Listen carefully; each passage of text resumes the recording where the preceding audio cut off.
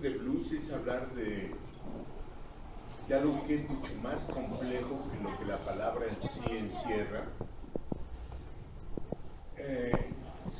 Con el paso de los años se ha nombrado como esta música donde surge, bueno, toda la música contemporánea de Norteamérica y la influencia que esta puede haber tenido en el resto del mundo. Hay quienes sostienen que, conozco a alguien que dice que el blues es mexicano, que la influencia de la guitarra del norte de México, la guitarra de 12 cuerdas, es una gran influencia en el blues. Y está hablando de mexicano porque es una influencia que empieza a suceder en Texas cuando era territorio mexicano. Entonces meternos en este tipo de argumentaciones terminamos por no entender nada. Lo que sí es importante es que hagan de cuenta que es como un gran pie, una gran pizza, y la dividimos en rebanadas. Cada rebanada es un aspecto que tiene que ver con la cultura, el entorno, la comida, la familia, la forma de hablar, la forma de comer, la visión del mundo que se tiene, las condiciones en que se vive, y una sola es la musical. Las otras 9 no tienen que ver nada con la música. Entonces, depende en dónde se empieza a dar, en qué regiones de Norteamérica principalmente, es donde tiene esas características, esos elementos. El blues está compuesto porque hablan que la música primigenia. El primer blues que haya sido cantado en este planeta no fue cantado en ninguna lengua africana. Queda claro que fue en inglés. Esto es como determinante. ¿Por qué? La explicación es muy sencilla. Cuando traían a todos los esclavos de África, cuando llegaban a América, principalmente Norteamérica, por los grupos filológicos los separaban. ¿Y por qué los separaban? Para que no se entendieran entre ellos. Ya en Norteamérica, digamos que era el grupo que habían separado, y se daban cuenta, estos 8 o 10, no podían comunicarse entre ellos porque todos hablaban lenguas distintas, que era la primera separación. Aparte de que ya habían cortado con todo lo que habían traído de allá, es separarlos por lenguas. Los obligo de alguna manera que la lengua franca con la que ellos empiezan a comunicar y a entender es el inglés. Por lo tanto, sus lenguas natales empiezan a ser pues prontamente olvidadas. No les sirve, no se pueden comunicar. 1. 2, son pueblos ágrafos, donde la tradición oral era lo fundamental. ¿A qué me refiero? Entre muchas características de estas zonas, principalmente el África Occidental, la tradición oral era tan importante que había una casta de los llamados griots, conservaban de memoria la historia, a veces de siglos, de sus propios pueblos. Podían recitarle la historia, pero estoy hablando en serio de siglos. Y claro, generalmente eran como juglares, muchos de ellos también eran músicos, iban de pueblo en pueblo, de villa en villa, llevando historias, contando, pero también recopilando la información y las historias que pertenecían a su pueblo. Bien, cuando estos esclavos son traídos al continente, no traen nada escrito, no tenían la cultura de la escritura. 3, lo que generalmente pues muchas culturas o pueblos que migraron de un lado a otro llevan consigo muchos objetos o rasgos de la cultura que pertenecen con los africanos. Ni siquiera se les permitió llevar sus instrumentos tradicionales, se les prohibió. Y hay una gran diferencia de América Latina y América del Norte, porque en América del Norte se les prohibió tocar cualquier instrumento que trajeran consigo, y lo hacían principalmente para evitar revueltas y alzamientos, porque los tambores, lo cual era cierto, en la tal África, no nada más tenían un uso ritual, sino también tenían un uso práctico de comunicación. Realmente los tambores hablaban, realmente los tambores comunicaban, y claro, dejando los tambores acá, podían a través del golpe del tambor convocar a una rebelión. Entonces se les prohibió todo esto. En América Latina, el Caribe y el resto de América Latina, como que los conquistadores españoles y portugueses, digamos, fueron un poquito más menos impositivos con todo esto, y se permitió. De hecho, hasta el día de hoy permanecen muchas de estas culturas africanas, el Caribe, no se diga, ¿no?, donde incluso una lengua como la Yoruba todavía se sigue utilizando para sentidos de uso ritual, pero se sigue utilizando. Los instrumentos que llegaron de África se siguieron tocando acá, e incluso hubo una especie como de duplicación, ¿no? Los bongos no existían en África, pero aquí hicieron doble, el cencerro, el doble sencillo, las maracas, una serie de instrumentos que aquí como que se volvieron dobles de alguna manera, y se les permitió seguir utilizando su lengua, sus rituales en sus lenguas, y pues eso dio como consecuencia una riqueza en todas estas zonas del Caribe, esta riqueza cultural, pero sobre todo musical que tienen, no digamos Cuba, que es uno de los países pequeños, pero generador de, yo creo que de la mayor aportación al continente. Cuba, de alguna manera, desde la Habanera, pasando por la Columbia y todo lo que ya conocemos, gracias a ese mestizaje entre las culturas africanas y las españolas y la indígena, muy reducida. Eran pueblos, digamos, más primitivos, no tenían mayor cultura y no tuvieron mayor influencia casi en el resto del continente, cosa que no sucede en México ni en el altiplano, porque en estos lugares se creó alta cultura. México, Mesoamérica, mejor dicho, y el altiplano andino son, sobre todo en Mesoamérica, es una de las 5 culturas originales que la humanidad creó. Una es Mesoamérica, nada más. Todas las demás culturas derivan de otras. China, India, bueno, el Valle del Indo, Éufrates, Mesopotamia, Egipto y Mesoamérica. Son las únicas culturas originales creadas por la humanidad. Bien, cuando llegan los esclavos de diferentes naciones, etnias, pueblos, son cientos los pueblos distintos donde provienen. Cuando llegan a América, repito, se les borra cualquier identidad, no podían ni siquiera hablar inglés, como dije, y se les somete pues a una condición terrible, la más terrible que pueda tener un ser humano, que es la esclavitud. Padres e hijos quitan niños, a veces el diente famoso, como cuando compra ganado y te lo venden más caro porque la vaca ya trae en viento, pues era lo mismo que los niños. Se les revisaba como animales, a ver cómo estaban, lo fuerte que era el valor que deberían de tener. Se les trataba peor que animales, pero bueno, así fue como toda esta trata de negros empieza a dar todo un fenómeno muy interesante, sobre todo en Norteamérica, una América que crece en la sajona, una Norteamérica protestante. Es bien importante esto. Yo no voy a hablar mucho de música porque además no conozco. Yo no voy a hablar que si las 3 acordes y las 12 barras y la Blue Note y cosas así, porque me voy a meter en camisa de 12 barras mejor. Explico todas estas cosas, entornos que van dando lugar a que se forme esto. Estados Unidos es el único país que nace protestante. Todos los demás países europeos, todos eran cristianos, eran católicos, cristianos, pero donde empieza toda esta reforma, Lutero, etcétera, cuando Norteamérica se forma, cuando empiezan las 12 colonias y después el resto de Norteamérica, nace protestante. Uno.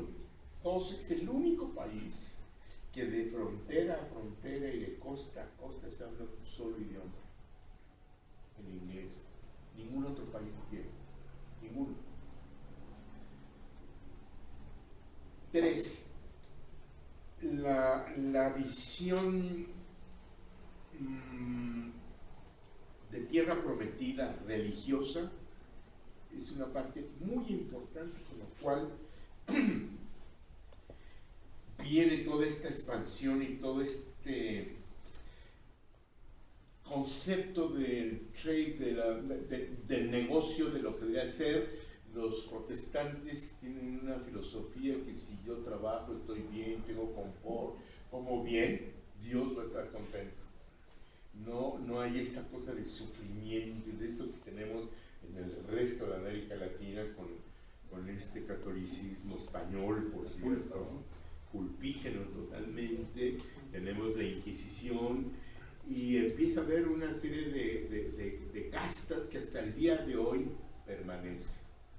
Acaban de hacer, la semana pasada acabo de ver algo del INEGI, de unas encuestas que hicieron, como el color de la piel en nuestro país, entre más alto es el puesto, más clara es la piel, entre más bajo es el puesto, más se oscurece la piel.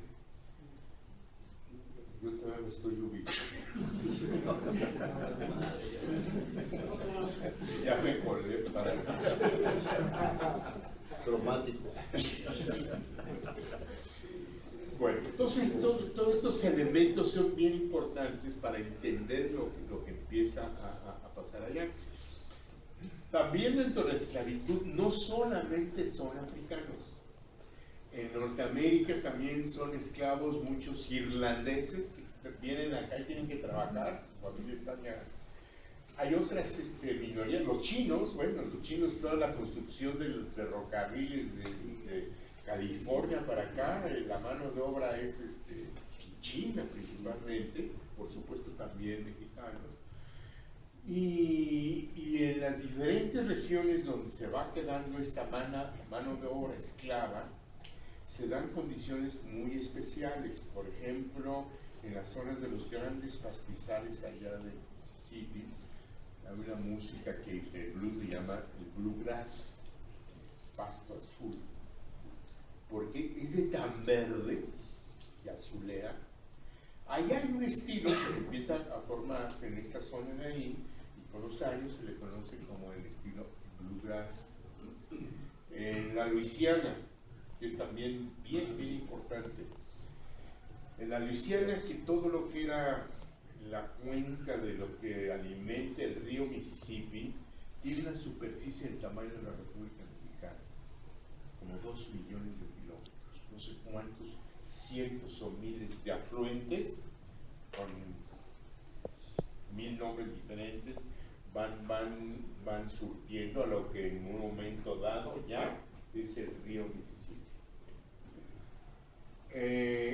Esto es bien importante porque es una zona que fue en un principio colonizada por, los españoles, pero llegó Hernando de Soto, donde llegó, fue pues a la desembocadura del Mississippi y de ahí no pasó. Y pasan casi cerca de unos 2 siglos, cuando acadios, que son franceses que viven en lo que es hoy Canadá, empiezan a bajar y sobre todo muchos emigran cuando Inglaterra les obliga a rendir tributo a la corona inglesa. Ellos entonces empiezan a bajar, los acadios, llegan al Mississippi y empiezan a bajar, entonces descubren aquellas maravillosas tierras, y llegan exactamente al mismo lugar donde Hernando de Soto había llegado. Otra cosa para entender la esclavitud y después de lo que empiezan a cantar estos esclavos o trabajadores, es que hay una concepción en Europa que yo no sé, sería interesante, yo lo voy a meter un día más, a ver en dónde estaba esta vuelta de tuerca que al todo Occidente, o sea, toda Europa, a donde quiera que llegó, a África la colonizó, Asia la colonizó, América la colonizó, en nombre del rey o de la reina. O sea, ¿quién? Bueno, ya después el Papa otorgaba en América Latina libros portugués, tú de aquí para acá y tú de acá para España, tú de aquí para acá, se dividieron el mundo. Pero esto es bien importante porque imagínense esa escena, yo quisiera que alguien hiciera una película, que sería genial, que están los franceses cuando están Bienville, que son dos hermanos, llegan a esta zona del Mississippi donde había llegado Hernando de Soto, pero ellos venían con soldados, venían con sacerdotes, venían con un notario, que es el que apuntaba y llevaba la cuenta de todo. El primer año donde quieren fundar después lo que es Nueva Orleans por ahí, clavan el pendón y el nombre de Luis, ya no sé cuál, Luis XIV, ustedes que estaban en aquella época, y en nombre del rey toman posesión de toda la.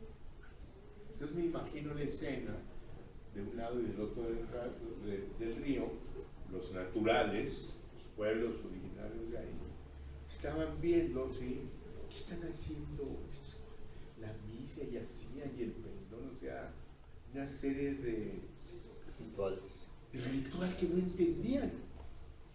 Lo que no sabía en ese momento, con esa acción, que estaban tomando posesión de todo, del agua, de los bosques, de los animales y de ellos mismos. Ya, en nombre del rey ya habían tomado posesión. No les platico el resto de la cadena de Tratino porque es una historia que todos sabemos, ¿no? Los avanzados pagaban a la corona grandes cantidades de dinero para permitir que sean avanzados y ahí se iban para el norte y lo que conquistaron para ellos, ¿no?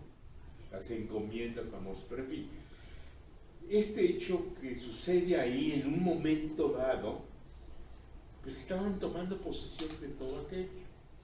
Ya la historia después, me voy a saltar un poquito porque es un poco tragicómica, cuando Napoleón necesitaba dinero para sus guerras, vende la Luisiana, un territorio enorme y riquísimo en recursos naturales, que alguien dijo que si no hubieran vendido la Luisiana, los derechos de autor, que esa zona que hubieran sido millonarios, porque todo se dio ahí. Pero en fin, se vende la Luisiana y ahí vienen unos cambios muy importantes. ¿Cuáles son los cambios cuando los acadios llegan a esas zonas de la que es hoy Luisiana? Llegan los acadios, obviamente están las poblaciones originales y también hay población negra, afroamericana, y se empieza a dar esta mezcla. De ahí viene el Zydeco, que se canta, algunos le llaman la música lala porque se canta en francés, y el Cajun, se escribe Cajun, Cajun, y pues es otra forma de blues que no tiene que ver nada con el bluegrass, por ejemplo. Y el Cajun, bueno, pues digamos que el Cajun es lo que cantan los habitantes de la Luisiana de origen francés. Muchos de estos llegan hasta Nueva Orleans. De hecho, si ustedes hacen un recorrido con alguno de los músicos de jazz más conocidos, todos tienen nombre francés, de origen francés, ¿no? Jerry Ron Morton, en realidad se llama Ferdinand Lambert, ¿no? Cine de Che, que se fue a vivir a Francia. Bueno, y esa mezcla, otra vuelta, da lugar a este mestizaje a una cantidad de géneros musicales que son larguísimos, fascinantes, pero en algún momento todos otra vuelta le caen y dicen que esa parte de ahí es blues. Sí y no. A ver, lo que llega ahí, sobre todo después de la guerra de secesión de Norteamérica, que quedan muchos libertos, ya no eran esclavos, muchos de ellos no sabían qué hacer. Toda su vida habían estado arando, piscando algodón, partiendo leña, clavando, tendiendo líneas de ferrocarril, etcétera. Y ya quedan libres. Bueno, ¿a qué libres? ¿Qué? ¿Para qué? Para morirte de hambre. Hay un acuerdo ahí donde se iban a dotar de no sé cuántos acres a cada familia, ya saben, con un borrego, una vaca, y que tratan para que pudieran. Cosa que construyó con el ejido en México, una parcela no daba para mantener una familia. Bueno, entonces ellos se volvieron arrendatarios y les rentaban sus tierras, iban a partes con los dueños de estas tierras, iban ahí a partes. Pero muchos ya no querían estar ahí en el sur y empiezan a emigrar al norte. Al emigrar al norte, y ahí sí llevan elementos culturales, pero que ya habían sido conformados, deformados en América.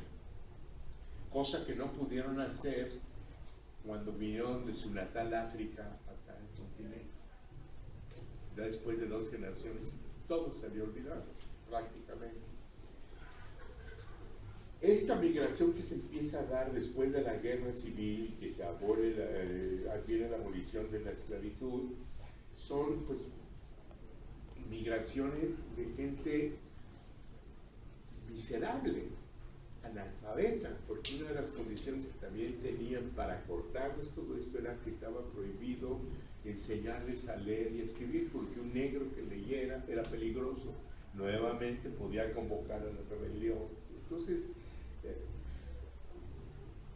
en ese momento viene otro elemento que es fundamental en el USP. Para que vean todo esto que les estoy hablando, me dicen, es que no es cierto. Se le llama así a este conjunto, a esta cultura. Cuando sobre todo los de Virginia eran cuáqueros y eran no eran evangelistas, eran cuáqueros, bueno, ahorita me viene el nombre, tenían un problema moral de si bautizar o no a los esclavos. Unos decían que no porque no tenían alma, otros dicen, ¿cómo vas a bautizar a un animal? Y había los del otro lado que estaban a favor de bautizarlos. Cuando viene lo de la guerra civil y viene todo esto, se desatan oleadas de evangelización del norte hacia el sur de los Estados Unidos para evangelizar al mayor número que pudieran. Los que tuvieron como preponderancia y tuvieron como una dominación en muchas zonas del sur fueron las iglesias bautistas. Por eso casi la mayoría de los afroamericanos pertenecen a iglesias bautistas, las bautistas del sur. En fin, son bautizados y se les imponen los cantos religiosos, estos himnos religiosos europeos, blancos, protestantes, y muchos de ellos luteranos. Esto es bien importante. Lutero, una de sus formas de cambiar a la iglesia, porque la iglesia católica había toda una problemática, o siempre la han tenido, y si no la tienen la inventan, es cuál era, si se debería cantar o no música dentro de la iglesia. 2, ¿qué instrumentos podían tocarse dentro de la iglesia? Bueno, largas discusiones teológicas, filosofales, Los tambores, obviamente, no. Percusiones, el violín tampoco, porque lo tienen relacionado que el violín es un instrumento del diablo. Yo nunca he visto al diablo tocando, pero en fin.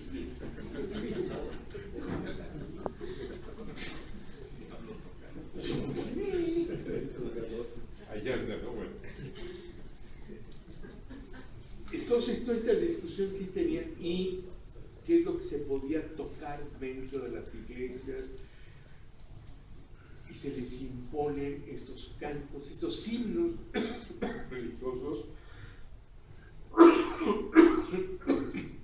Y Lutero, que realmente era un hombre de avanzada, estaba en contra de esta tradicionalismo de la Iglesia Católica Apostólica Romana, que siempre fue quedar relegada, siempre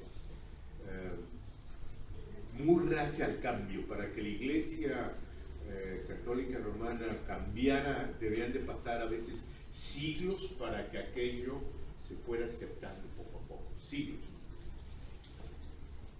Lutero decía que si nosotros oramos, Dios se pone contento, pues si nosotros cantamos, Dios realmente se pone feliz.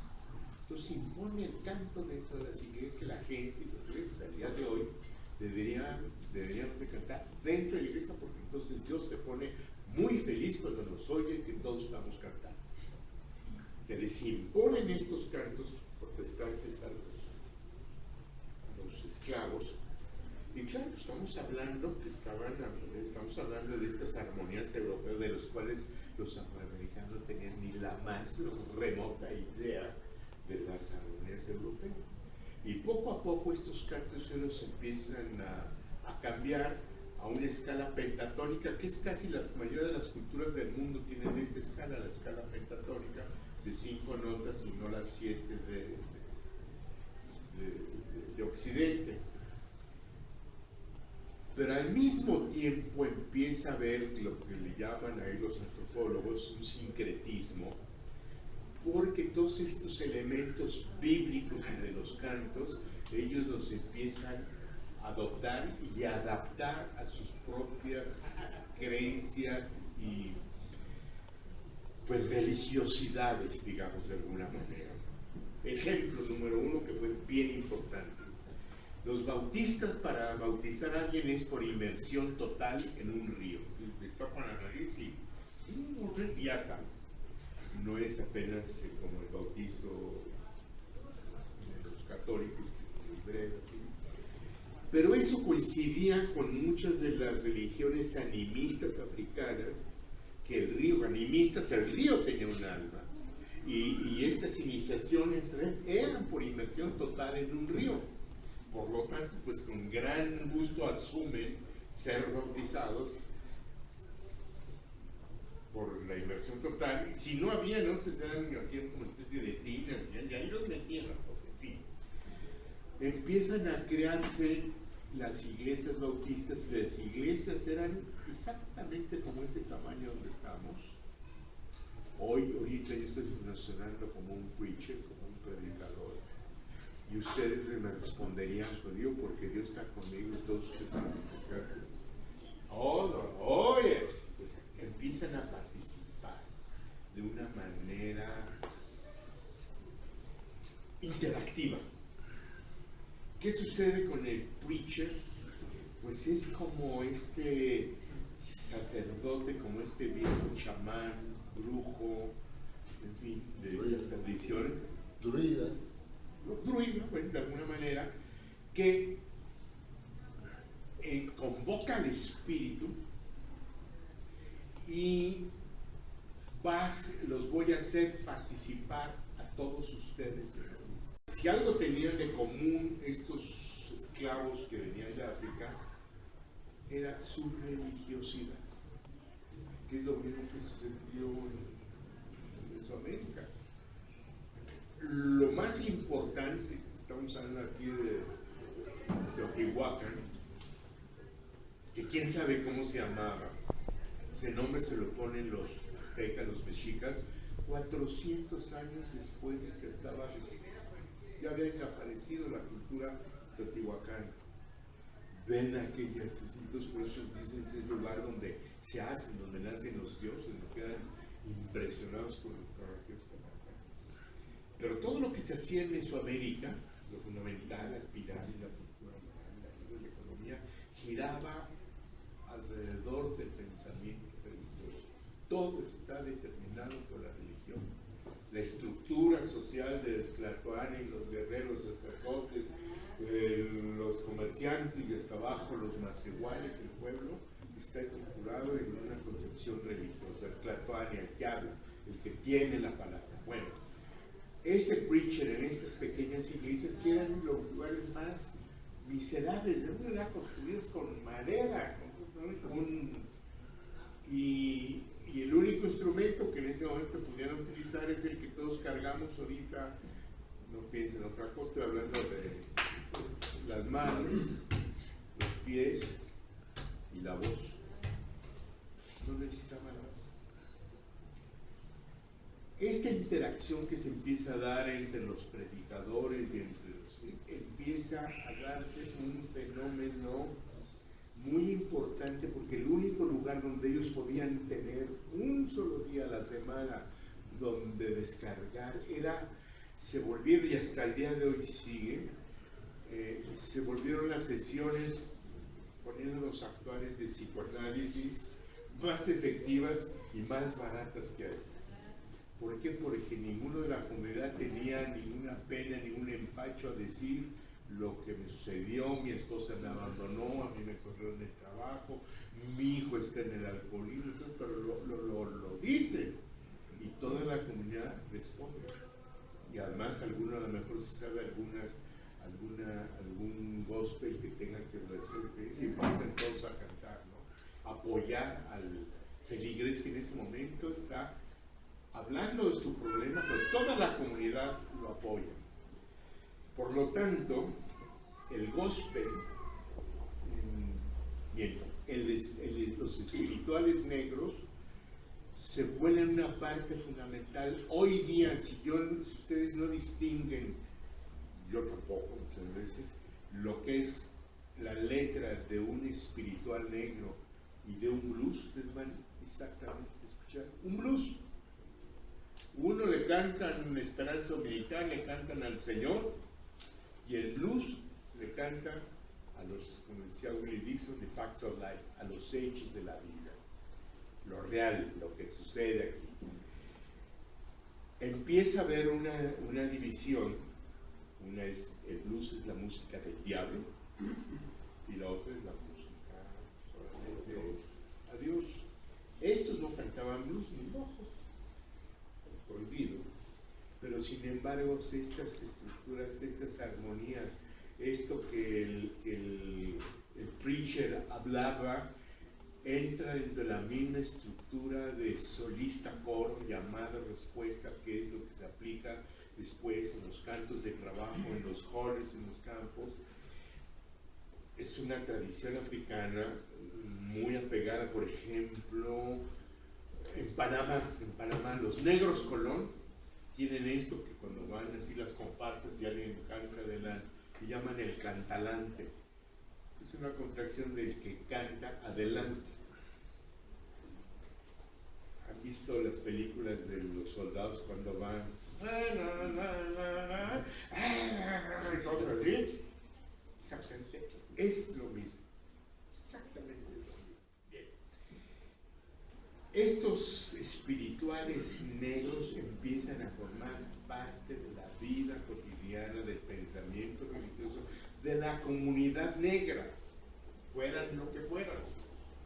Yo siempre he sostenido que las mejores, sobre todo las mujeres, las mejores cantantes que hay en Norteamérica, nómbrenme alguna, las mejores salieron de la escuela, de las iglesias bautistas, de los coros, todas. ¿Bien? Esta riqueza musical que son los espirituales negros, estas pequeñas iglesias, repito, eran casuchas de madera, donde todos podían cantar, ¿no? No necesitaban de más. Yo canto de eso y ustedes me responden, ¿no? Así se empezó. Claro, por ahí aparece un día un tamborcito, un platillo, una guitarrita, y se empieza a formar el primer grupo ahí donde empiezan a acompañar el canto religioso. Alrededor de los años 40, 1941, no tengo el año exacto, aparece un músico de jazz que era muy conocido como Georgia Tom, pero ese era su nombre artístico, pero su nombre real era Tommy Dorsey. Nada que ver con los hermanos Dorsey, los dos que no, igual. Y él lo que hace es tomar los espirituales, estos tradicionales, hace arreglos, le mete unas dotaciones instrumentales ahí y vuelve al espiritual negro, lo vuelve gospel. Cuando oigan ustedes la palabra gospel, es el espiritual contemporáneo. Y tiene la mejor herramienta que jamás músico, era pianista, pudiera haber tenido en la vida, porque su herramienta principal fue la voz de la, por muchos considerados hasta hoy, la mejor cantante de gospel del mundo, que se llamaba Mahalia Jackson. Esta gorda, preciosa, todo. Gracias a esta gorda preciosa, Mahalia Jackson, estoy aquí. Yo tendría 15 años, 16 años, entré en una discoteca, así se llamaban las tiendas donde vendían discos. Y compré 3 discos que nunca supe por qué los compré. Es una historia un tanto, como dicen los gringos, medio spooky, ¿no? Así como, ¿qué pasó?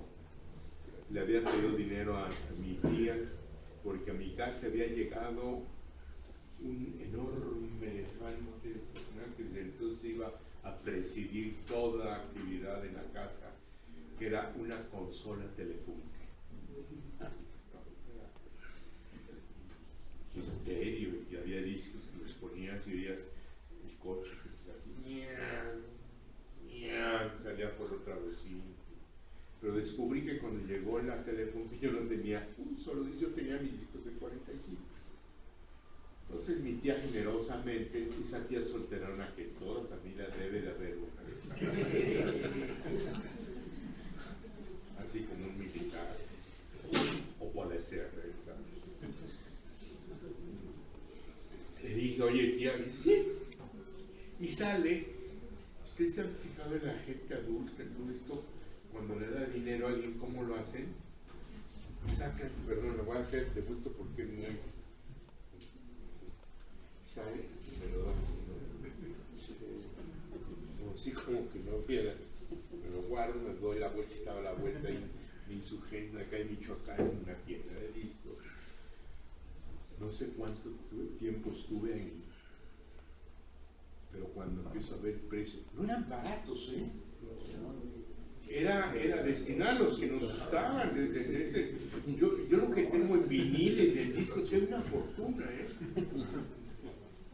Claro, como él dice, si no hubieras gastado en eso, tendrías un Ferrari, ¿no? Y entonces es la contestación del que fumaban, ¿no? Y si tú no compras, no, yo que voy a andar comprando, ¿y dónde está tu Ferrari, no? En fin, en eso lo gasté. Y me di cuenta que lo que había dado me alcanzaba para 3. No, lo creí. Era lo que no tenía. Y salí de la tienda feliz. Hasta el día de hoy, bajo palabra de honor, les confieso, se los juro, que no sé por qué compré esos discos, que los cuales ninguno de los 3 yo tenía la más remota idea, porque los compré, no tenían que ver nada. Ahí les va. El primero me conformó mucho ideológicamente. Mi forma de pensar, de ver el todo, eran canciones de la Guerra Civil Española. Yo ni sabía que había. Digo, a esas alturas estoy hablando. Bueno. Es curioso porque yo cuando nacen los primeros hijos del exilio español que vienen en el 39, nacen, son exactamente de mi edad. Yo me empiezo a llevar con muchos de ellos, sobre todo yo vivía en la Colonia Roma, toda esta zona. Y con los años después me enteré que eran anarquistas, por ahí entiendo muchas cosas, pero bueno, así al lado de esos viejos maravillosos anarquistas. Lo curioso es que estas canciones de la Guerra Civil Española fueron grabaciones hechas con integrantes de la Brigada Lincoln, que fueron los norteamericanos antifascistas, que fueron a pelear a España a favor de la República. Miles. ¿Y sabes quién estaba en el coro? ¿Quién dirigió todo aquello?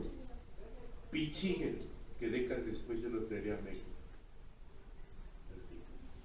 El otro disco era así precioso, se veían así las banderas, sería In Israel Today.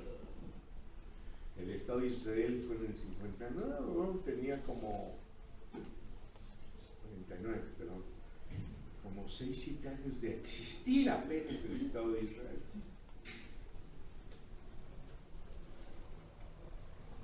Llego, pongo el disco, obviamente me di cuenta que hablé hebreo, no hablaba. Pero había algo en esta música que a mí, yo creo que todos nosotros tenemos, y a veces a algunos nos gusta tanto el blues, porque estos acordes, estas armonías, entran y ocupan unos espacios muy especiales que cada quien tiene. Hay alguien que los tiene muy reducidos a veces y no les entra nada, y no pasan de la quebradita y lo del reggaetón. Ese es otro problema. Pero en fin, escucho esto y ahí me quedo muy impresionado, ¿no? Porque además eran cantos hechos por los inmigrantes que habían ido a Israel a fundar el recién Estado de Israel. Lo curioso es que yo terminé casándome con una judía. Tengo 2 nietos que nacieron en Israel. Una de estas nietas se va de regreso a vivir a Israel. Coincidencia, casualidad, destino. Hay una palabra en árabe que me gusta mucho que se llama el mahud. Mahud es lo que estaba escrito. Tiene una explicación. El tercer disco era un disco de una negrita muy linda que está y dice I feel the spirit, yo siento el espíritu. Y lo compré. Y cuando llego a mi casa y empiezo a oír estos gospel, con un swing, rocking in Jerusalem, wow, si hubiera sido la iglesia me cae que hubiera ido a misa todos los domingos, pero no, era muy aburrido y lo mismo. Dice, esto ya lo vi. Pero pues Mahalia Jackson, sin saberlo, marcó mi gusto por una música que yo no la conocía. Y también tiene, no nada más con los festivales de blues, porque este gospel tiene que ver mucho con el blues, ¿no? Sino que uno de los festivales de blues en Chicago, como el de hace 5 años que fui, ¿te acuerdas unas cantantes negras, 3 que se prestaban en el Zócalo? Bueno, el papá de una de ellas es un predicador. Yo cuando lo supe dije, oye, yo cuando voy a Chicago quiero que me invites a la... Fuimos, ¿no? Si nos fuimos. Gilles Lanoir, los españoles, que a veces siempre van con los primeros. No es curioso, voy al Festival de Luz, nunca estoy con norteamericanos, estoy con españoles, argentinos, que quieren, pero, o franceses, pero nunca con norteamericanos. Bueno. Y fuimos ahí a la y estoy viendo en vivo lo que es una banda de rock. Cargan su batería, la guitarra eléctrica, el bajo, y el señor aquí predicando y toda la iglesia acá, bueno, y en un momento de esto me dice, por favor, Raúl, pases. No, voy a hablar ahí. Entonces le dije a Eduardo Serrano, de 61, lo habla muy bien, acompáñame para que me ayudes aquí a traducir. Realmente lo que yo iba a decir era muy elemental y no me iba, de hecho no me tradujo nada, pero era como llaman mi security blanket y mi sabanita de seguridad, tenerlo ahí. Pues quién iba a decir que iba yo a terminar, pues predicando nuestro amor, el respeto, el cariño y la admiración que tenía, y yo cuando decía, dices,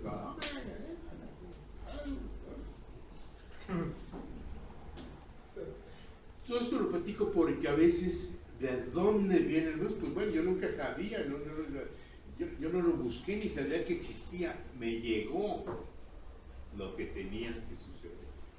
Me gustó, y ahí a partir de entonces me empecé a meter poco a poco. Y la génesis de estos festivales es muy chistosa, muy irónica. Yo como promotor cultural, whatever that means,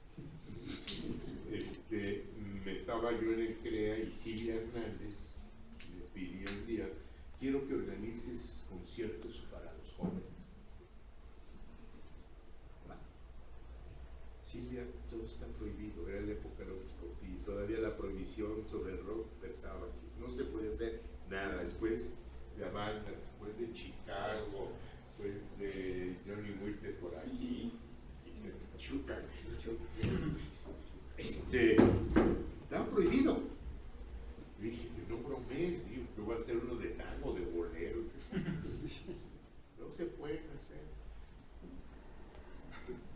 Y aparece otra vez de Mahmoud lo que estaba escrito. De alguna manera estaba así, ya saben, estas mesas se sienta todo el consejo. Y yo acá, yo aquí, yo acá. Y en ese momento, ¿dónde está el artista que hizo esto? ¿Se fue? Bueno, así como te inspiraste en esto, el espíritu de los viejos bluseros no descendió. Me sopló al oído blues. Entonces, en ese momento digo, ¿y por qué no organizamos un festival de blues? Y como en caricatura, ¿no? Así todos así. ¿De qué? De blues. ¿Qué es eso? Es una explicación y son los papás del rock and roll y de esto y de más allá. Entonces pensaron que una bola de viejitos negros. No eran problemas, ¿no?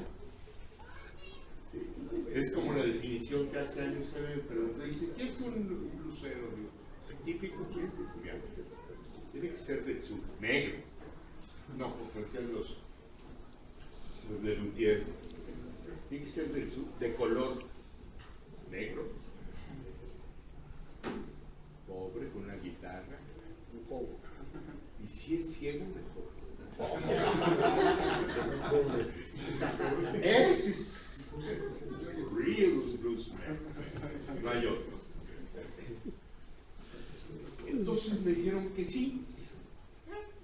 Pasan 2 días y me habla Silvia para preguntarme. Tú me dices a qué hora, porque yo no puedo seguir, pero. Ok. Me habla Silvia y me dice, oye, ¿qué pasó con lo del festival? ¿En serio? Sí, ¿qué necesitas? Ven para acá. ¿Qué necesitas? Viáticos y 2 boletos para Chicago. Tomo interfono, bla, bla, bla. Y ahí te va Raúl, le vas a dar esto y viáticos, y se va para Chicago. Ok, voy. 2 días después estábamos Gastón Martínez y yo volando hacia Chicago. Sin tener idea a dónde, con quién y cómo hacer. Ni idea. En México, del blues no se sabía nada. Bueno, se sabía a veces algunas notas que venían en la contraportada de los discos, de sus LPs. Había otros tantos que no tenían nada. Bien. Gastón Martínez Matilla fue una parte, ya murió, una parte muy importante de todo esto, porque él tenía un hermano, ellos son de Sonora, eran de Sonora, y su hermano Salvador Martínez Matilla era un doctor muy prestigiado en Chicago, era director incluso de un hospital. Ya tú cuando en Chicago eres director de un hospital, ya es blanco, por supuesto. Bueno. Pero él tenía, bueno, todavía vive, su hijo que se llamaba Salvador Martínez, Sam para los cuales. Y Sam tenía la característica de ser alto, pelirrojo, pecoso, y era sheriff del Cobb County, segundo condado más grande después del de Los Ángeles. Sheriff, claro. Cuando llegamos al aeropuerto de Chicago, que nos va a recoger, es el sobrino, un sheriff que lo ves cargando nuestros maletas, ¿no? Rumba a su coche. Sheriff con 44 Magnum, ya sabes,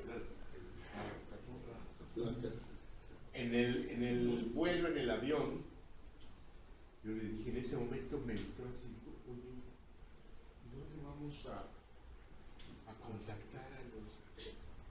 Gastón como sonorense, yo le decía sonsorense, pero siempre fue muy ingenioso, muy agudo. Dice, es fácil, agarramos la sección amarilla, buscamos negros, músicos, ya está. 78. Y aquí quiero aclarar, es algo que es importante, sobre todo para los más jóvenes, no existía internet. No había forma de saber nada más que tenías que escoger un teléfono, buscar y a ver qué.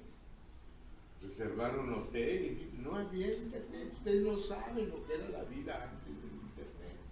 Hoy día, cualquier muchachito de 8 o 10 años se mete a internet, sabe el grupo, dónde va a viajar, cuánto cuesta, cuál es su calendario, es todo. No había internet. Ya había el fax. Punto. Entonces íbamos a ciegas a Chicago. Pero Mahmoud estaba, como ya estaba escrito, o como decían las abuelas, cuando las cosas van, van. Y cuando no, no. Uno dice que, ay, que sí, pues no. Pero de las cosas van y no van, no van. No sucede. Esto es cierto. Llegamos allá, San nos lleva a papá, en el camino nos fuimos a quedar a su departamento, dormí horrible porque dormí en una cama de agua que estaban de novedad, que te metes, parecía esa primer borrachera que me pegué a los 15 años, horrendo, ¿no? Terminé durmiendo en el piso. Después de esto, me dice, ¿quieren ustedes apuntar? Digo, músicos de blues que vivían en Chicago. Y él nos dice, ¿blues? ¿Qué no es?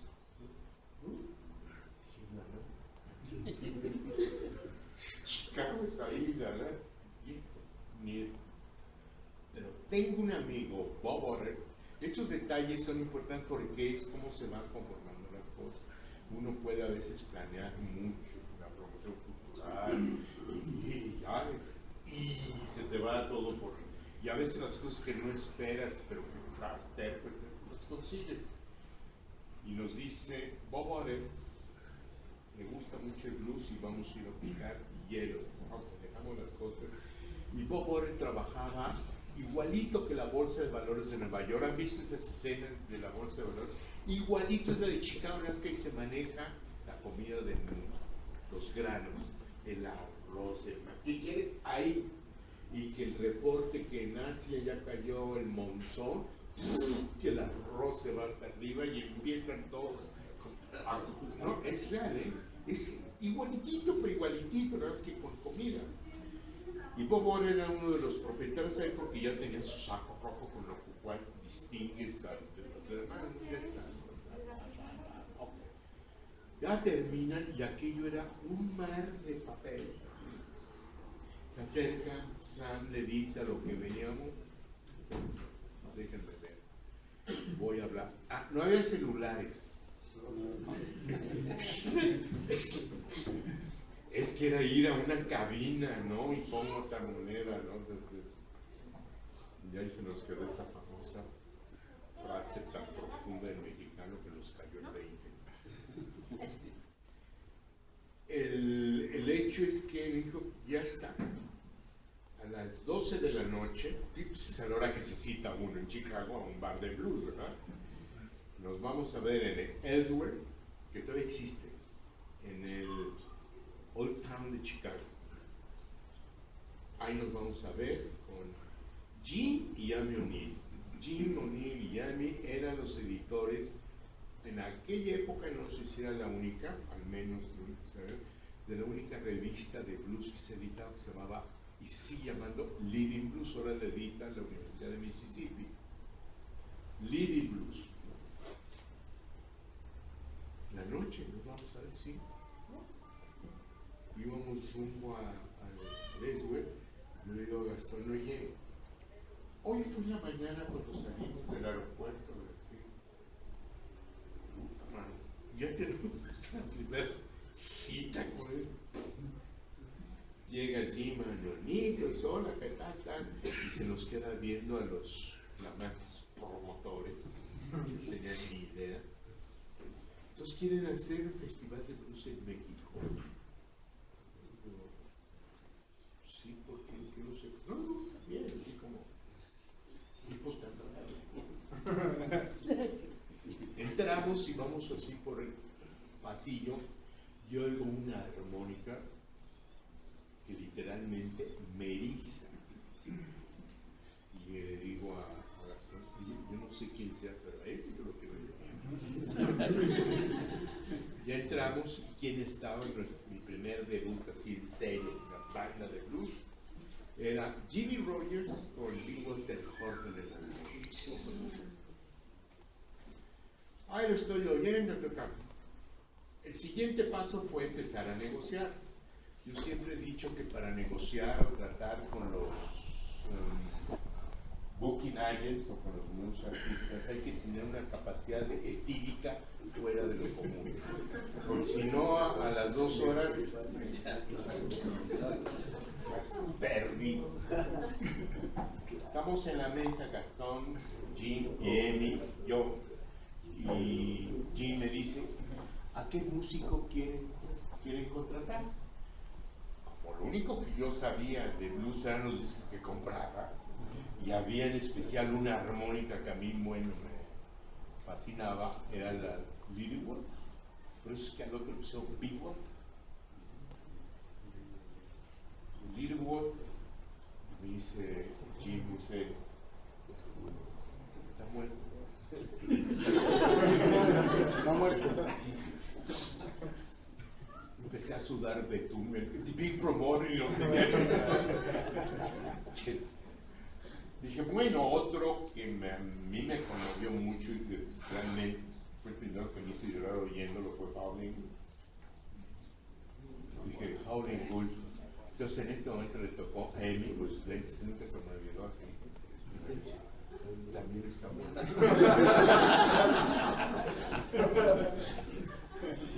Yo ya transpiraba ahí, ¿no? Gastón nuevamente con esa ironía. Y dice, ¿por qué mejor no lo hacemos al revés? Nos dicen quiénes están vivos. Bueno, ok. Pues así fue como empezamos a hacer el primer booking. Obviamente la banda es de Jimmy Rogers, que vino al primer festival. Jimmy Rogers con Bill Walter Horton. Bien. En la noche llegamos a... Yo no sé cómo llegamos a departamento. Yo realmente, si no hubiera sido por el Museo de Antropología de los Viajes que hicimos a la Sierra de Puebla y que tienes que negociar, no con aguardiente, para conseguir el penacho, el quetzalino, la máscara. No, en serio, tuve que aprender a beber, porque la primera vez ese aguardiente de 50, 60, creo que y aguanté, y al día siguiente nos levantamos, yo estaba en el suelo, ya me negué, menos en las condiciones, dormir en la cama de agua, más horrible. Y ya nos levantamos y me dice, ¿cómo estás? ¿Estás feliz? Y sí, ya firmamos nuestro primer contrato. Y dice, Gastón, y a verlo, una servilleta donde ya se habíamos escrito, y este es bien importante, porque Jimmy Rogers firmó, Walter Horton firmó con una X. Esa es otra de las realidades de estos viejos bluesistas analfabetos. Por eso nadie tocaba porno porque no sabían leer porno. Entonces le enseño. A ver si ahora guarda y me vas a enmarcar un día. Como a los 5 minutos habla Jimmy y me dice, oye, bueno, pues nos vemos, aquí tenemos ya el contrato listo. Y sí, nosotros estábamos esperando. Porque hay que hacer las cosas bien, no tenía ni idea. Ya fuimos el cliente, tenía el contrato que firmamos. Así empezamos, como los 7 samuráis, a ir con consiguiendo de uno por uno. Yo quería, bueno, Johnny Hooker, ¿no? Era imposible, ¿no? Y de alguna manera contactaron con Scott Cameron, que era el manager de Willie Dixon. Willie Dixon estuvo de acuerdo. Pero a partir de ese momento, quien me conseguía los artistas era el propio Willie Dixon. Se organiza el primer festival, la banda de Jimmy Royce con Bill Walter Horton, Willie Dixon con sus Chicago All Stars, Johnny Hooker y Sonny Landsley para el primer, imagínense. Él dice, oye, pero ¿cómo? Digo, mira, a ver, a ti que te gusta el blues, ¿no? Y yo te digo, a ver, vete y tráete lo que más te guste. Por dinero, no te preocupes. Ya más no, porque pues ya no había más días, ¿no? Y pues así fue como se empezó a dar ese primer festival de blues sin saber lo que iba a pasar. Hablamos con Gerardo Estrada, nos dio la sala de Sobercoy, nunca supo lo que hizo. Y tampoco sabía que había, porque me dice alguien, allá en Chicago esa noche, alguien me preguntó, decía, oye, ¿y hay aficionados de blues en México?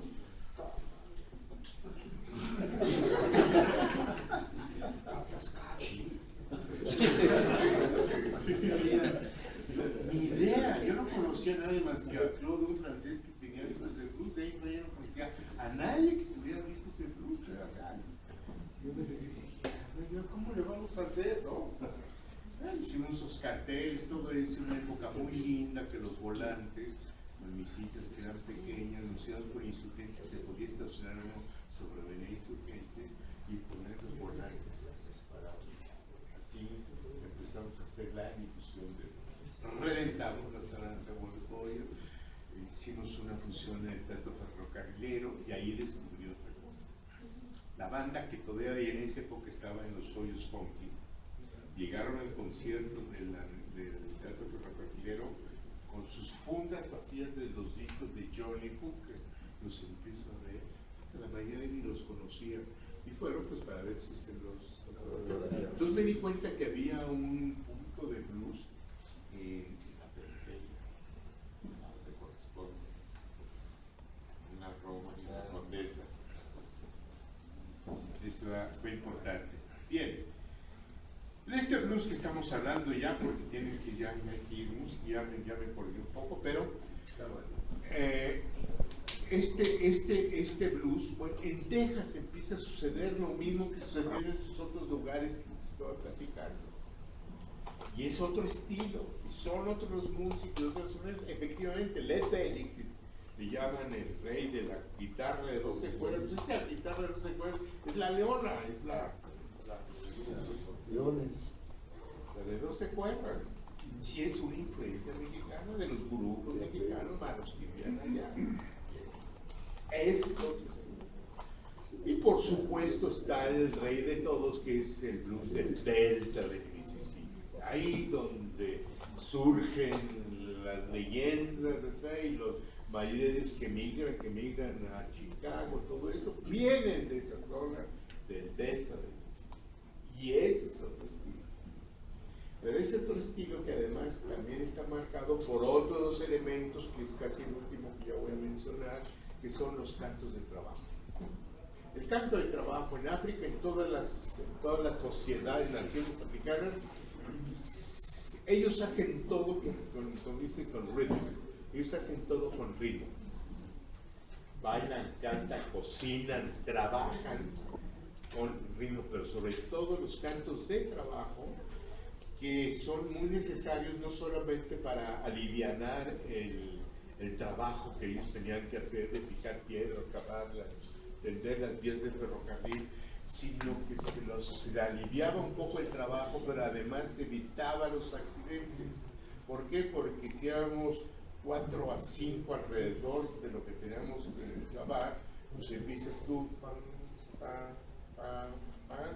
¡pum! Me toca el tiempo para volver a entonces estaba muy organizado todo eso, y evitaba los accidentes en trabajo. Los cantos de trabajo también son variados, depende para qué trabajo es. No es lo mismo clavar y estar tendiendo las vías del ferrocarril,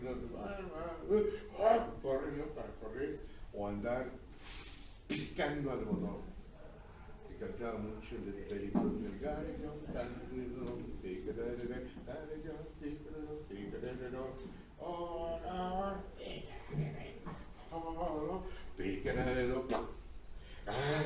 y ahí van. Entonces, porque si alguien alguna vez ha piscado un solo algodón, se te espinan las manos. Hay que tener, y eran unos sacos como de 2 metros que había que llenar para que cumplir. Si no cumplía, te castigaban, te golpeaban y te daban latigazos. Entonces tenía que ser muy organizado para ir piscando y llenar de veras. Vean algunas fotografías en unos sacos que 2 metros que había que llenarlos, poniendo madrecita de uno por uno. Bueno, esos cantos de trabajo también son una parte importante del blues.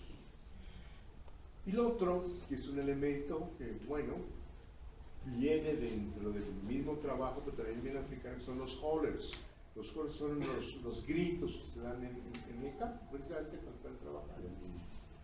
¡Wow! Y se le responde, y uno reconoce quién es, porque cada quien tiene un canto especial. La pregunta, ¿por qué se les llama blues? Bueno, hay 2 razones, una que no tiene que ver con el blues en sí, y la otra es que estos cantos que hacían regresar, que trabajaban de sol a sol, salía el sol, iban a trabajar, se metía el sol, regresaban de trabajar, y es esta hora cuando la hora de blue, la hora azul, y se les relaciona que es cuando están viniendo y cantando todos que vienen con sus hollers, cantando después de esto. En Europa llaman la hora del lobo, la hora cero, y esos cantos se cantaban en esa hora. Pero la palabra blues ya es del siglo XVI, y ahí en alguna literatura se está hablando de los Blue Devils, los demonios azules, y en inglés los Blue Devils es un estado de ánimo depresivo, triste. Eso está marcado. La otra es que el Santo Señor, no de Chandler, sino William Christopher Handy, conocido mejor como W.C. Handy, le llaman hoy el día el padre del blues. A ver si a los 30 años él ni había escuchado un blues, porque es el padre del blues. William W.C. Handy era de una élite negra. Él había estudiado música, había ido a la escuela, él escribía, a sus músicos les exigía leer por nota. Y un día en una estación ahí en el sur, una estación de tren, donde ese es otro elemento, por cierto, que podríamos hablar una hora de lo que es el elemento del tren en el blues, pero bueno, está ahí esperando con ese calor, y al fondo está un viejo desarrapado tocando una guitarra, con un cuchillo, que es el slide. Y después lo escribe y dice: yo escuché una canción terrible que me llenó, ¿verdad? Y después, afortunadamente, él como músico buen oído empezó a registrar una cantidad de música folclórica y la llevó al papel pautado. De esa manera se conservaron, se salvaron, no sé, decenas o cientos de música folclórica, después llamada blues, que gracias a Blues de Handy se conservaron. De ahí lo del padre del blues. Un aspecto interesante de él es el autor del San Luis Blues, nada menos. Y además es interesante porque un viaje que él hace a La Habana, Cuba, escucha a un viejo músico callejero y oye aquello y le fascina y pregunta: ¿qué es lo que está tocando? Dice que está tocando una habanera, que es otro de los elementos del blues. Casi nadie lo ve, nadie habla, siempre está hablando, pero mexicano, espérenme. La habanera es la cuna donde se mece en el siglo XIX gran parte de la música popular de América. El tango se mece en la habanera. El San Luis Blues, el original que compone, si lo han oído estas versiones antiguas, es muy rápido. Pa pa pa pa pa pam, pa pa pa pa pa pam, pa pam pam pam pam pam pam pam pam. Eso es una habanera. Para pa pa pa pam, para pa pam pam pam pam pam. Es una habanera. Cuando él regrese, compone el San Luis Blues cuando regresa a Estados Unidos, basado en la habanera que había escuchado. Entonces, bueno, él compone, bueno, la primera que era el Yellow Dog Blues, que realmente era una canción que le habían pedido por encargo para la campaña de un político. Pero se quedó con el Yellow Dog Blues y cuando terminó la partitura, él le puso ahí a mano derecha la palabra blues. A partir de entonces todo eso eran blues, que no tenía que ver con alguna estructura armónica o de bar o de compases de los tres, nada. Él le puso blues y le sucede al blues lo mismo que le sucedió al bolero. Pepe Sánchez en 1870 y tantos compone Tristezas y a mano, cuando terminas eso le pone a mano derecha bolero. ¿Qué es? Ahí nació el bolero. Y a partir de entonces pues, todos componían bolero. Decían lo que Pepe Sánchez. Curiosamente en el siglo XIX se da la génesis de las principales músicas populares de América. ¿Qué sucedió en todo el continente? Surge en el tango, surgen las habaneras, el bolero, el blues. Todo eso se da en el 19, en el 20. Y finalmente, en Nueva Orleans, cuando empiezan a llegar, ya existía otra cultura, la cultura francesa. Repito, ellos hablaban patois, el creol, que es un francés, que a mí me cuesta mucho trabajo entenderlo. ¿Será porque no lo hablo? Ese francés es patois, ¿no? Y otro de las influencias que casi tampoco nadie reconoce, Haití es el primer país que se independiza del continente. En el siglo XVII, fines del XVII, Haití derrota a los ejércitos de Napoleón. Y se han cobrado la revancha que hasta el día de hoy lo siguen pagando. Es el pueblo más miserable y pobre de todo el continente. Haber derrotado al imperio, nunca se lo perdonaron. Pero cuando viene la independencia de Haití, hay una carnicería bestial ahí. Obviamente que la gente, como siempre, de más dinero, sale y lleva consigo sus mozos, sus sirvientes. Los que menos recursos tenían llegaron a la parte oriental de Cuba. Los que tenían mayores recursos llegaron hasta Nueva Orleans. Bien, en el oriente de Cuba, muchos que llegaron que traían esta cultura francesa, es más, así se los conocía como los franceses. Muchos daban clases de piano, pero llevan consigo, con ellos, otra de estas cosas que son fascinantes en la historia de la música, llevan consigo el cinquillo. El cinquillo es la base de lo que después vendría a ser el danzón. Sin el cinquillo, el danzón no existiría. Así de sencillo. Pero también esta cultura de Haití, obviamente el vudú es una religión africana total, llega hasta Nueva Orleans. El mojo working, ese famoso, ¿no? El mojo es más que un amuleto que viene del vudú de Haití. Eran que tú tenías ese amuleto, lo guardas, ibas a tener mucho con las mujeres y dinero. Yo sospecho que están hechos también en China ahora. Yo lo compré y no pasó nada. Entonces, hasta Haití y el Caribe tiene una influencia importante en esta música que se logra. Concluyendo, el verdadero melting pot, este lugar donde se da la mezcla de todos, no es en Virginia, que era más conservador, y las mujeres andaban con sus gorritos, sus mangas, como si fueran islámicos, ¿no?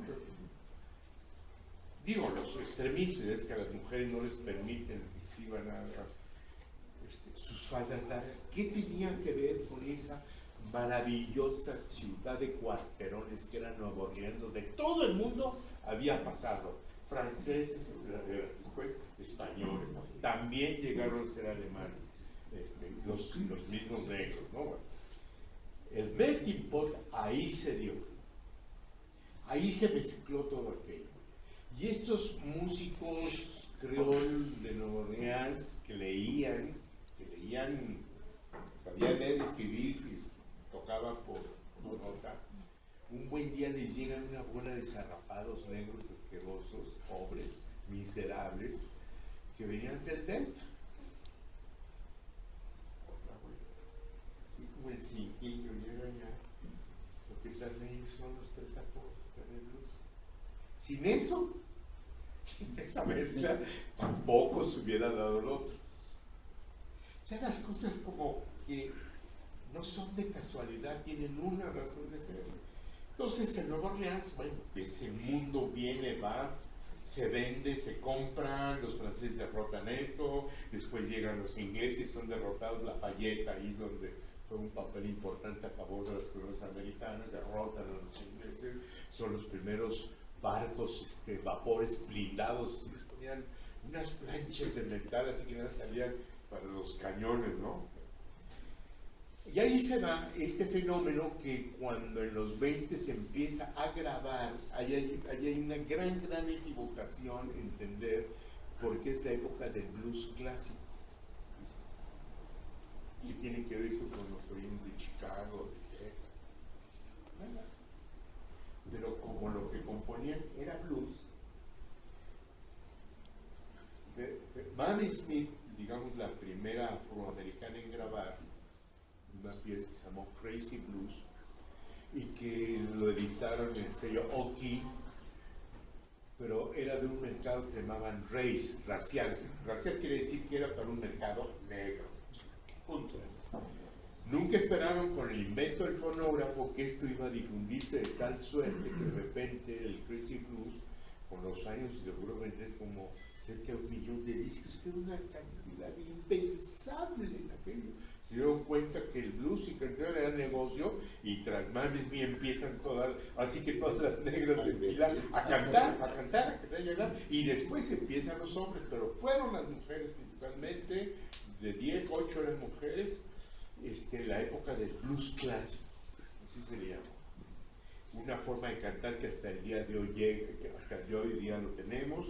¿Y por qué cantaban así? No había micrófonos y tenían que hacerse oír, tenían que gritar, tenían que tomar pulmones y gritar. Esa forma de cantar de alguna manera quedó hasta el día de hoy. O los utilizaban para los medicine shows, que eran tipos que vendían, así empieza la Coca-Cola, a venderse un jarabe maravilloso para todo, tónicos, y utilizaban a cantantes o a tipos vestidos de indios que tiraban cuchillos para atraer a la gente, y estos cantaban con un triple y un megáfono, ¿no? Para que los pudieran escuchar. Okay. Esos eran los medicine shows, y ese es otro estilo que también influye en el jazz, pero se quedó que era la época del blues clásico. También entra el blues. Entonces, ¿qué? Concluyendo, el blues ya nos dimos cuenta que es una cultura, un pensamiento, es una forma de ser, de vestirse, de comer y de muchas cosas, con muchas variantes, que el de aquí, el de allá, el de acullá y el de más allá. ¿Por qué de repente el de Chicago es el mayor, se difundió en la mayor parte del mundo? Yo lo conocí aquí gracias a los músicos ingleses, que de repente descubrieron una música, la única que ellos podían entender, malentender, porque estaba cantada en inglés. Y hablaban de cosas que para la clase obrera inglesa eran similares. La única diferencia es que estos eran blancos y estos eran negros. Y empezaron a grabar ellos blues norteamericano, que era el de Chicago, era Muddy Waters, eran todos ellos que me empiezan a oír.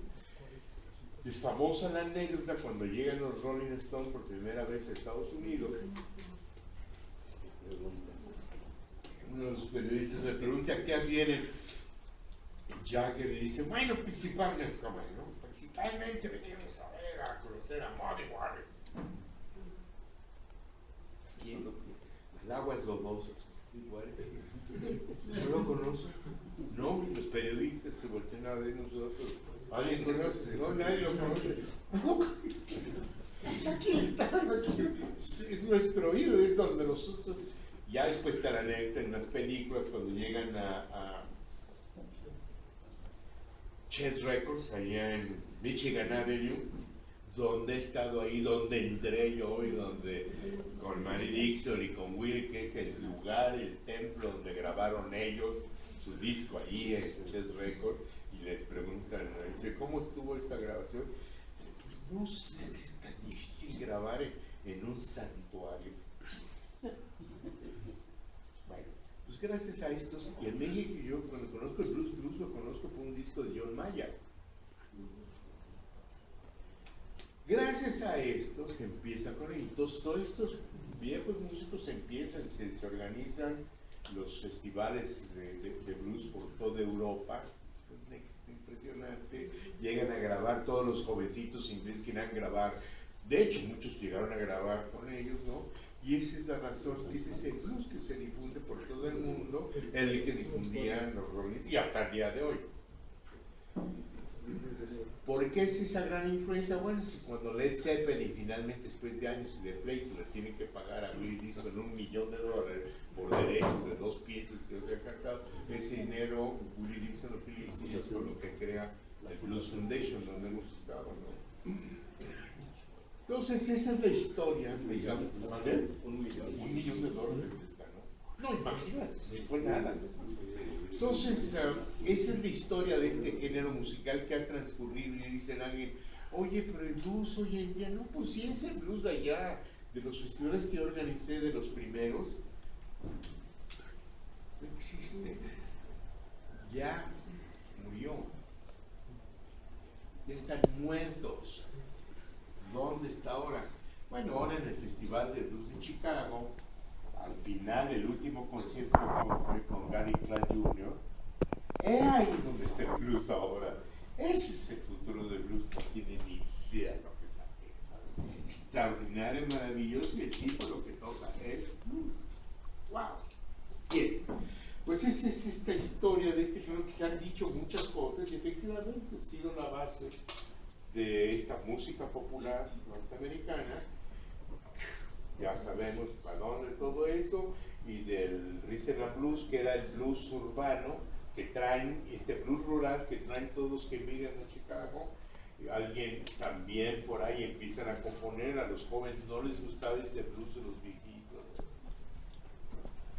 Entonces crean el rhythm and blues, meten mayor rotación musical, meten otros ritmos, y un buen día, se supone, sin que sea realmente cierto, pero bueno, algo hay, que Alan Freed, un disc jockey de aquella época, le encantaba esa música de los negros, pero los jóvenes blancos tenían prohibido comprar esa música de animales, y entonces Alan Freed a este rhythm and blues, que les gustaba a los jóvenes, ya había pasado esta línea, ya se había colado para el otro lado, lo bautiza como rock and roll.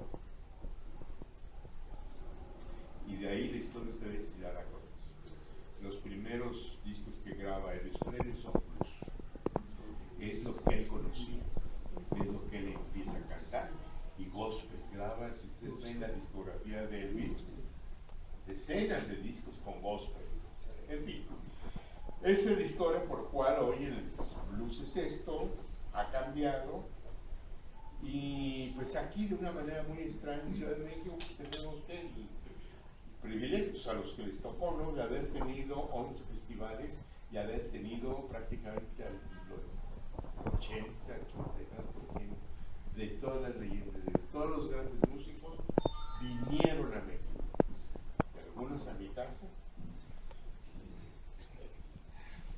Y yo, Willie Dixon ya me invitó a un asado, un barbecue tipo sureño en su casa, picantísimo. Pero esa es en breve esta historia de blues en México a través de tocó. No hay más que todavía estaría aquí, porque yo hubiera pasado. Y es maravillosa y hay que seguirla, hay una sola frase que yo diría, te la diría a ti especialmente,